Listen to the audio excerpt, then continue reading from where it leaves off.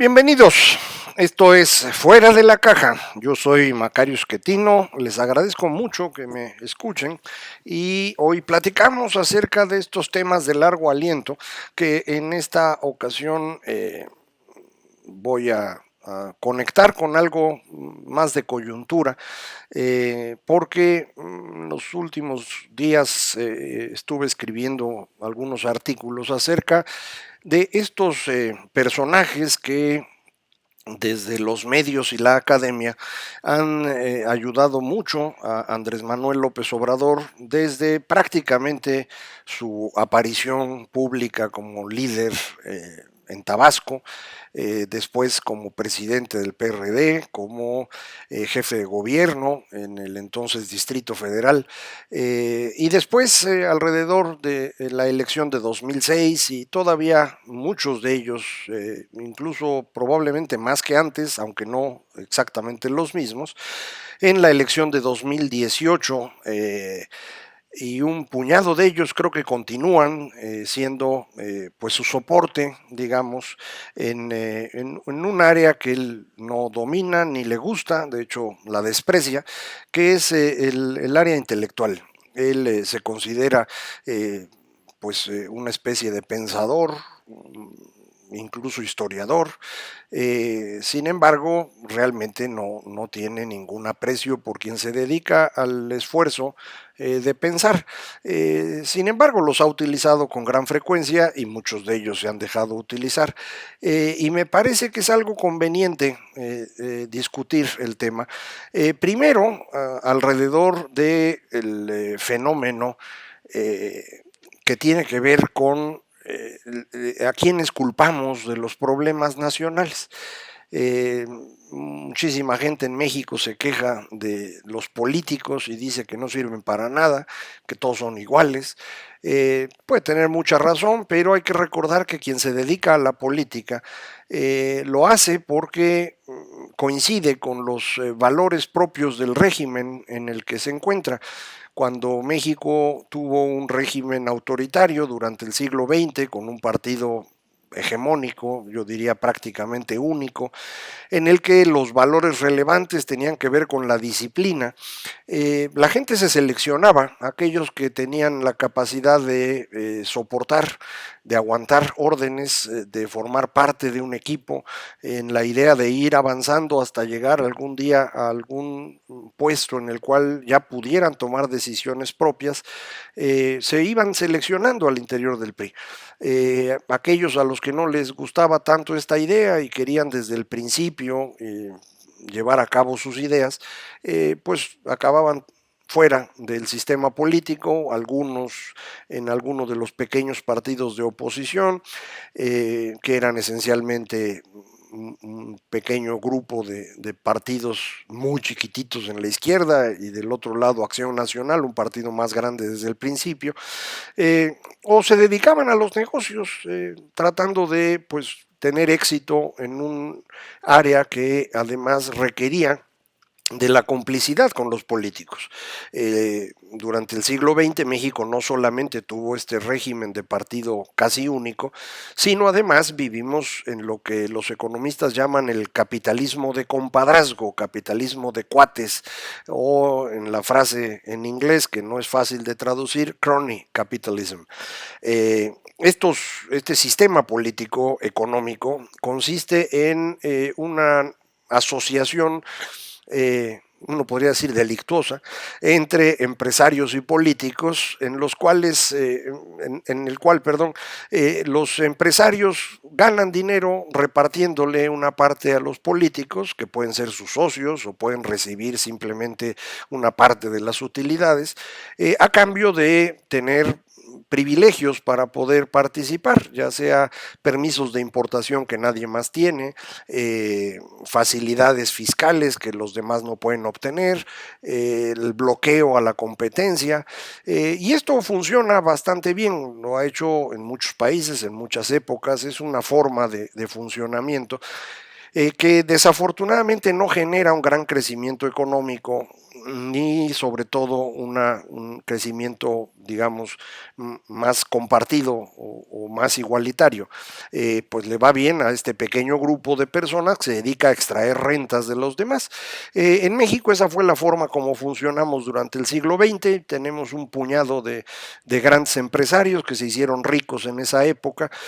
Propiamente hablando, el único grupo que no requirió de esta negociación con el régimen autoritario fueron los regiomontanos, viejas familias cuya riqueza proviene del porfiriato, propiamente hablando, y que pudieron mantenerse al margen de la construcción del régimen de la revolución, al extremo de que Lázaro Cárdenas los fue a regañar en febrero de 1936 por no quererse sumar, y aunque los dejó en paz, pues se quedaron amenazados de no meterse en esto.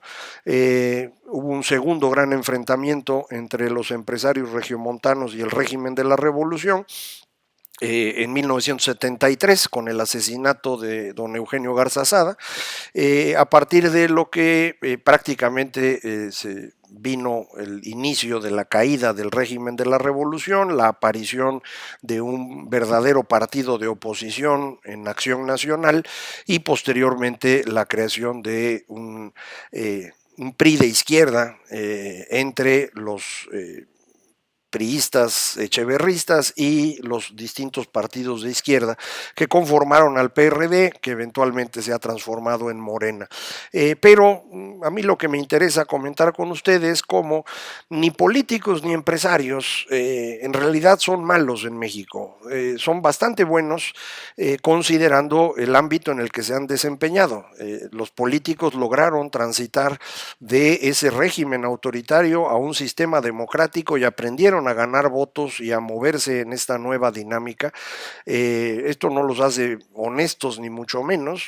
En todas partes del mundo los políticos tienen acceso a recursos y no es fácil que logren mantener la verticalidad en todas partes ni en todo el tiempo, y esto lo puede usted ver con mucha claridad en varios países europeos, particularmente hoy en España hay mucha información al respecto de cómo este partido también de izquierda, su último nombre era Unidas Podemos, pues ha tenido mucha relación con este dinero oscuro, en particular alrededor de América Latina y de Venezuela, pero no únicamente. Pero también lo puede encontrar en muchísimos casos de corrupción política en Italia, en Francia, en todas partes. En nuestro caso a lo mejor ha sido un poco más espectacular y sobre todo alrededor de la democracia empezaron a salir muchos videos y mucha información que antes no teníamos, pero además durante este periodo de democracia en México, la caída del presidente todopoderoso y el ascenso de distintos grupos independizó a los gobernadores, los cuales se convirtieron en el núcleo que capturaba las rentas, ya no tenían que enviárselas al presidente ni seguir sus órdenes, cada uno podía hacer lo que quisiera. La forma como financió su campaña Peña Nieto, primero ayudando a ganar a varios priistas en distintos estados a cambio de que le financiaran la campaña presidencial en 2012, pues los liberó de cualquier, entre comillas, responsabilidad, y varios de ellos perdieron por completo la razón y se dedicaron a saquear todo. Esto parece en buena medida ser lo que cansó a muchos mexicanos del experimento democrático y optar por el régimen autoritario que está en construcción alrededor de López Obrador. No sé yo si va a funcionar o no, tengo muchísimas dudas al respecto, pero de que se está intentando, se está intentando. Pero mi argumento es que no hay que quejarse demasiado ni de empresarios ni de políticos. Siempre es bueno quejarse y criticarlos, pero no demasiado, porque no son el elemento clave que le ha fallado a México. En mi opinión, el gran actor que ha fallado en México es el que construye ideas, la academia y los medios. puede ser que los medios funcionen para muchas otras cosas, entretenimiento, muchos trabajos de calidad, incluso artísticos, y la academia también funciona para producir gente calificada en el sector técnico, sin lugar a dudas, ingenieros. Los mexicanos están entre los mejores del mundo y hemos producido bastantes científicos de alta calidad que destacan cuando tienen un buen entorno, muchas veces fuera del país, desafortunadamente. Pero en el ámbito que tiene que ver con la construcción de ideas de cómo vivir mejor, que es lo que genéricamente podríamos llamar ciencias sociales, a mí me parece que la Academia Mexicana es deplorable. Y lo mismo me parece que ha ocurrido con los medios de comunicación. No hemos sido capaces de generar ideas razonables sobre las cuales mover a este país. Durante el tiempo del régimen autoritario, la academia y los medios estaban subordinados a este régimen, a reproducir el nacionalismo revolucionario y no han podido salir de él. De hecho, quienes más defienden ese nacionalismo revolucionario fueron migrando hacia esta izquierda echeverrista que desde el PRD empezó a tomar algunos puestos de poder y desde ahí podía seguir financiando estos grupos, darles cobertura, apoyo, y ahí se han mantenido.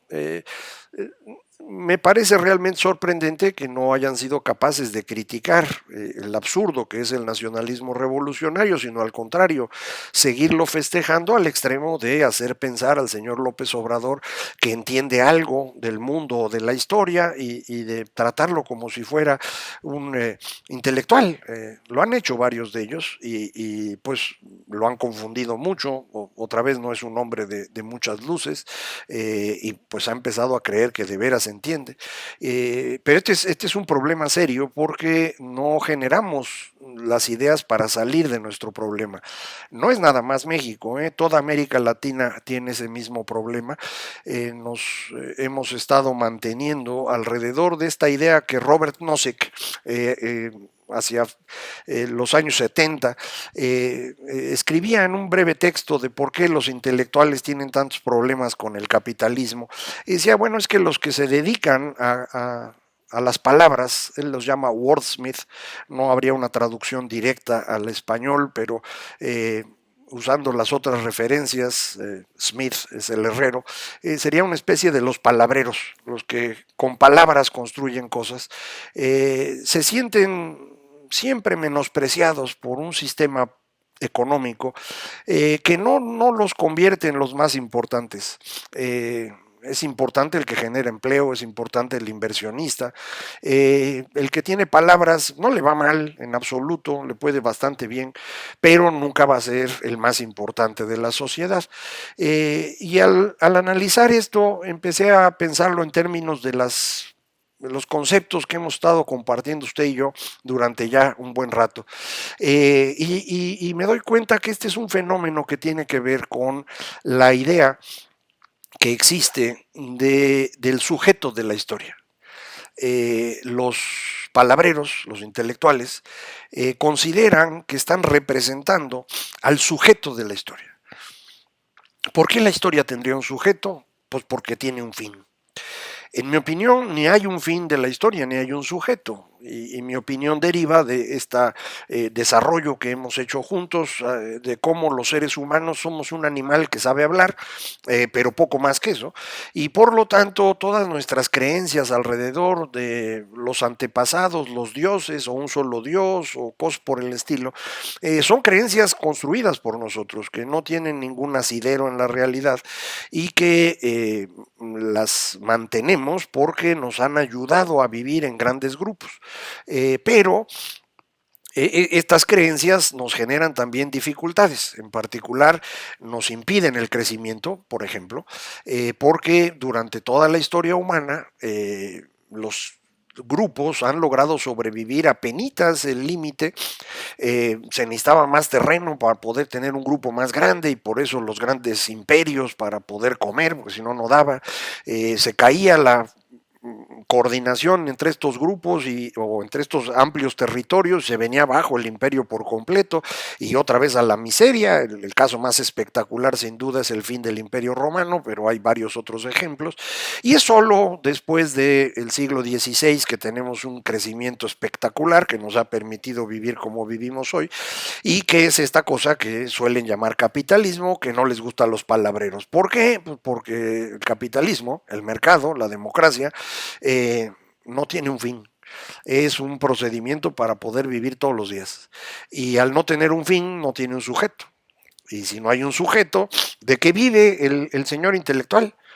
¿Cómo le hace para poder sobrevivir si no hay un sujeto, un grupo del cual él pueda ser el representante? Y cuando uno empieza a ver hacia atrás se da cuenta que, pues sí, hay algo de esto. Recuerde usted, alrededor de los dioses se construye un grupo que va a ser importantísimo porque va a sostener las creencias que son las legitimadoras de la estructura política, y este grupo son los clérigos. Con el nombre que tuvieran en los tiempos de Egipto o de Asiria, con el nombre de clérigos, ya con la iglesia cristiana, y en los tiempos modernos en inglés se le sigue diciendo clerk al que se dedica a trabajar con la estructura burocrática que sostiene la legitimidad con la cual funciona la estructura política. Entonces, estos grupos pues van inventando este sujeto de la historia cuando lo necesitan, porque cuando se viene abajo la idea de que este sujeto histórico es el grupo que cree en un cierto Dios allá por el siglo XVI, entonces necesitamos ir inventando otros grupos. La base de la ilustración, lo hemos platicado, la ilustración radical es esta idea de Spinoza de que Dios es la naturaleza, y entonces pues se busca construir un sujeto histórico que sea el que está cercano a la naturaleza, cercano a los sentimientos, que es el romanticismo.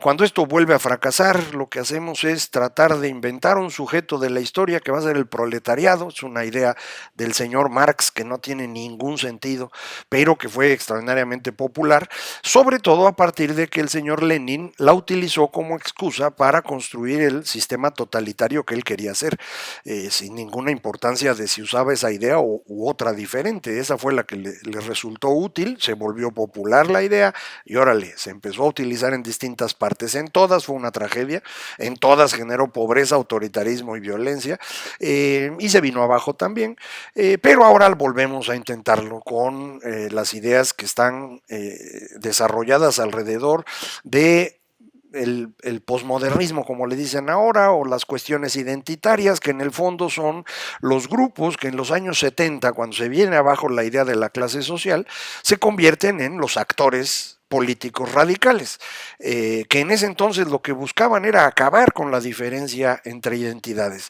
Eso era Martin Luther King y eso era el feminismo de los años 70. Vamos a ser iguales todos. Ahora no, ahora lo que queremos es, no vamos a ser iguales todos, nosotros representamos la historia. ¿Quiénes somos nosotros? Pues los que somos del mismo color de piel, o el mismo origen étnico, o el mismo género, o la misma preferencia sexual. El resultado va a ser el mismo de todos los demás grupos anteriores: pobreza, autoritarismo, violencia. No hay otra salida, no podemos vivir en comunidades de este tamaño si no es a través de algún mecanismo diferente al que hemos estado utilizando.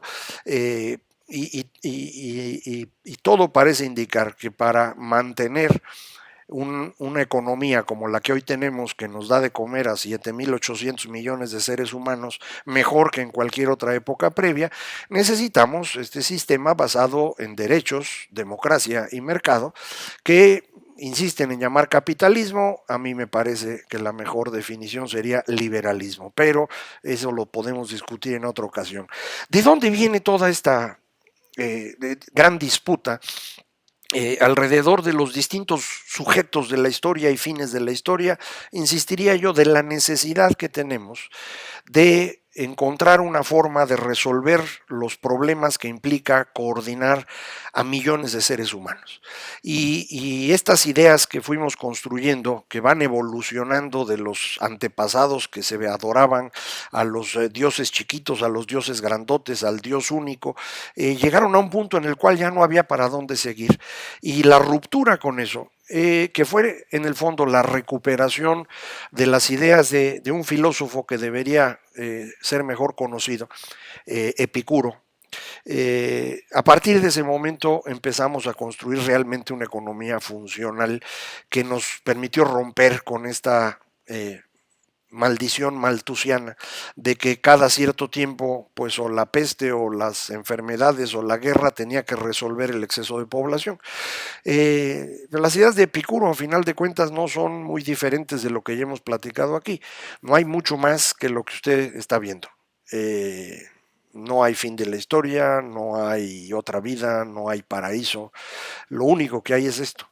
Y lo que hay que tratar de hacer es aprovecharlo de la mejor manera.